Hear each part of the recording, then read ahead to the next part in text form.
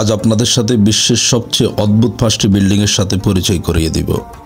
Capsule tower, এটি জাপানের টোকিওতে অবস্থিত। এটি নির্মাণ করা হয় 1972 সালে। এটি অ্যাপার্টমেন্ট ও অফিস হিসেবে ব্যবহার করা হয়। প্রতিটি ইউনিট একটি ক্যাপসুলের মতো এবং আলাদা আলাদা করে খুলে নেওয়া যায়। ভবিষ্যতের জন্য তৈরি করা প্রথম মডুলার আর্কিটেকচার উদাহরণ এটি। ক্রোকড হাউস, এটি পোল্যান্ডের সোফিয়ায় অবস্থিত। এটি নির্মাণ করা হয় 2004 সালে। পুরো ভবনটি এমনভাবে ডিজাইন করা হয়েছে যেন এটি গলে পড়ছে বা বাঁকা হয়ে আছে।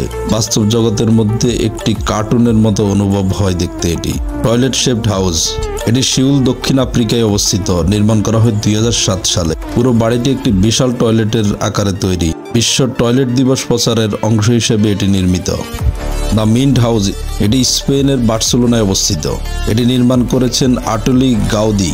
এটি স্বপ্নের জগতের মতো দেখতে। ঘুরে বেড়ানোর সময় মনে হয় আপনি কোনো রূপকথার রাজ্যে এসেছেন।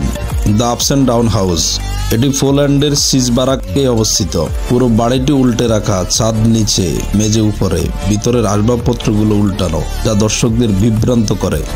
দ্য ডান্সিং হাউস, এটি চেক রিপাবলিকে অবস্থিত। এটি ডিজাইন করেন ফ্রাঙ্ক গেইরি ও বাদ্র মিলোনিক। ভবনটি দুটি মানুষের নাচের ভঙ্গিমায় ডিজাইন করা, যেটি ফ্রেন্ড অ্যান্ড জিঞ্জার নামে পরিচিত। পাকা গ্লাস এবং ইস্পাত স্ট্রাকচার এটিকে অনন্য করেছে। ভিডিওটি ভালো লাগলে আমার ইউটিউব চ্যানেলটি সাবস্ক্রাইব করে রাখবেন এবং যারা ফেসবুক থেকে দেখছেন আমার ফেসবুক আইডিকে ফলো দিয়ে রাখবেন। ধন্যবাদ সবাইকে।